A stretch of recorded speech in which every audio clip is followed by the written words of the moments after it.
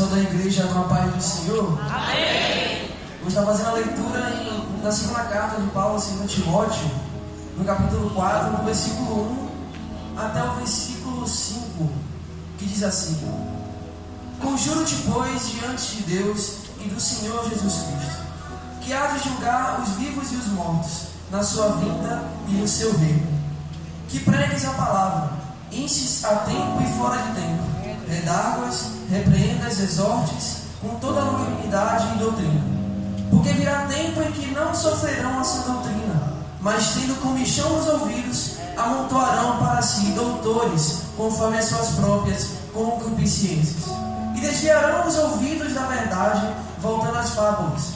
Mas tu, se sóbrio em tudo, sofre as aflições, faze a obra de um evangelista, cumpre o teu ministério.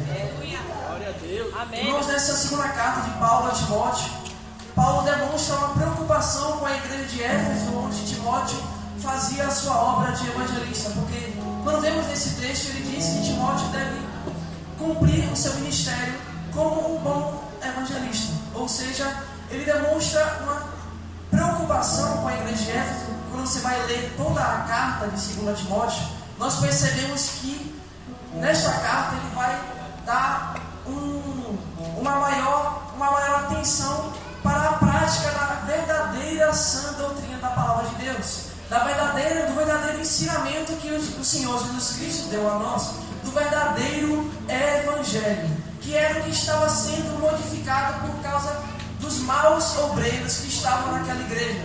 Por quê? Porque as pessoas estavam moldando o evangelho e não sendo moldados pelo evangelho. As pessoas estavam utilizando seus desejos carnais e se moldando o evangelho aos seus desejos carnais, fazendo com que o evangelho seja falso e não seja praticado verdadeiramente.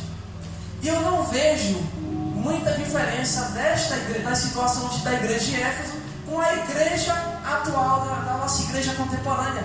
Nós vemos aí igrejas que usam da teologia da prosperidade como uma forma de atrair fiéis, prometendo coisas que são fáceis, coisas ali que você vai receber na hora, dinheiro, carro, coisas materiais, sendo que o próprio Jesus disse que nós devemos ajuntar os tesouros somente no céu e não os tesouros aqui na terra, porque os tesouros aqui na terra são como as folhas das árvores, porque as folhas das árvores, quando chegam no outono, elas caem e morrem, mas os tesouros que nós ajuntamos nos céus vão para a vida eterna. Em Mateus 28, capítulo 28, versículo 19 ao 20, ele vai falar assim: ide e pregai o evangelho a toda criatura, batizando-as em nome do Pai, do Filho e do Espírito Santo. Paulo ele vai dizer que mesmo nessa situação da igreja, uma igreja que está praticando um falso evangelho, cumpra a obra de um evangelista, cumpra o teu ministério e sofra as aflições comigo, porque assim como Jesus sofreu as suas aflições para ensinar o verdadeiro ensinamento de Deus, para ensinar os ensinamentos que Ele trouxe para nós aqui na terra e morrer na cruz por nós, também nós sofreremos aflições pelo evangelho, para que na glória ressuscitemos com Cristo para viver a vida eterna. Nesta carta também Paulo vai dizer que a igreja de Éfeso, ela tem João, ele vai dizer lá em Apocalipse capítulo 2, na sua primeira carta, das 7 cartas das 7 igrejas, a primeira carta é para a igreja de Éfeso. E ele vai dizer que a igreja de Éfeso tem boas obras, tem bons frutos, mas uma coisa lhe faltava. Uma coisa eles deixaram há muito tempo de praticar, de ter em seu coração, que era o primeiro amor. O primeiro amor, justamente, o primeiro amor que ele se refere aqui é o amor a Cristo. Eles tinham boas obras, tinham boas organizações, mas perderam o amor a Cristo. É a mesma igreja que Timóteo congregava. Não é porque a igreja está tendo dificuldades para praticar fielmente o verdadeiro evangelho que você tem que parar de pregar o evangelho. Não é porque você está tendo irmãos que fazem fofoca, que dividem a igreja em pedaços para ficar falando mal dos outros, que você tem que parar de pregar o evangelho. Quando Jesus diz, ide pregar o evangelho, Lembra? Ele está dizendo: pregar não é dom. Dom é evangelista, dom é pastor, dom é missionário, dom é mestre, dom é presbítero. Mas pregar é uma obrigação da igreja. Quando você lê em Mateus 28, versículo 19 ao 20, ele vai dizer que é uma grande comissão. O que é grande comissão? É algo que Jesus ele encarrega a igreja de fazer. Você tem que pregar o evangelho. Não é dom, não vou pregar porque eu não tenho dom de pregar. Você não tem o dom, mas é uma ordem de Jesus diretamente para a igreja. É necessário que você saia pelas portas da igreja e venha evangelizar, venha saquear o inferno, trazer almas para a igreja. Em 1 Pedro, ele vai falar acerca do corpo de Cristo, acho que no capítulo 2. Ele vai dizer que aqueles que se aproximam de Cristo são como pedra viva, porque Jesus ele é pedra viva e quando se aproximamos dele, nós também se tornamos pedra viva.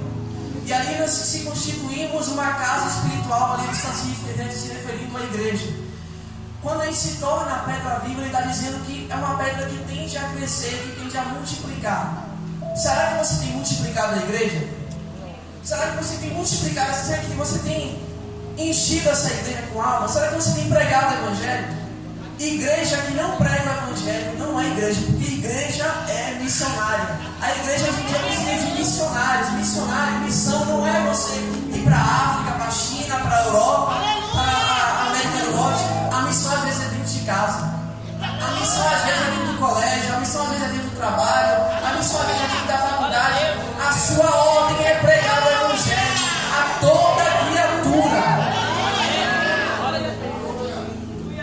Para aqueles que se dizem ter dificuldade para pregar o evangelho. Moisés, quando Deus ele disse que era para ele falar a Faraó para que ele libertasse o seu povo, Moisés disse: eu não sei falar, como eu vou falar com o Faraó? Mas aí Deus vai dizer: eu te dou Arão. Sabe o que Deus está dizendo com a igreja hoje?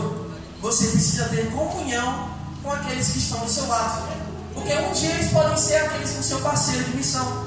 Porque um dia eles podem ser o parceiro de pregar o evangelho. Ou também, nos momentos de aflição, ele pode ser aquele que vai te ajudar. É necessário que a igreja tenha comunhão com seus irmãos.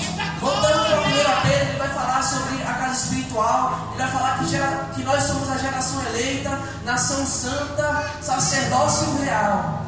Por que sacerdócio real? Os sacerdotes no Antigo Testamento eles eram responsáveis por realizar sacrifícios para obtermos o perdão dos nossos pecados, ou se não para organizar os cultos, os momentos de adoração ao Senhor. Esse era o papel dos sacerdotes, mas isso era no Antigo Testamento. Hoje é você que é responsável por ser o sacerdote de todos os momentos da sua vida. Você precisa glorificar a Deus em todos os momentos da sua vida. É necessário que você faça sacrifício a Ele. Por isso que em Romanos capítulo 12 vai dizer que nós devemos fazer um sacrifício vivo e um culto racional. Ou seja, porque nós somos o sacerdócio real. Nosso papel é oferecer sacrifícios a Deus.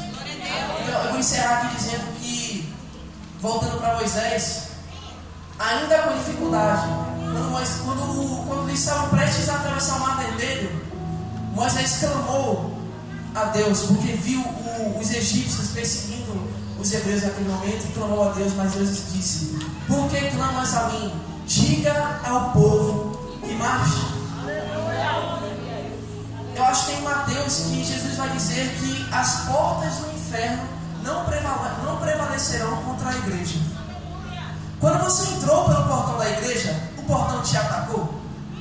O portão te chutou? O portão te agrediu de alguma forma? Não é o papel do inferno atacar a sua vida ou atacar a igreja. As portas do inferno não prevalecerão contra a igreja. É a igreja que tem que ter o papel de saquear o inferno e trazer as almas para Cristo. Não deixe que o inferno tome esse papel de atacar a sua vida, de atacar a igreja, de parar a igreja, porque o papel da igreja é avançar. A igreja, Deus está dizendo para a igreja essa noite: diga ao povo que marche, em nome de Jesus.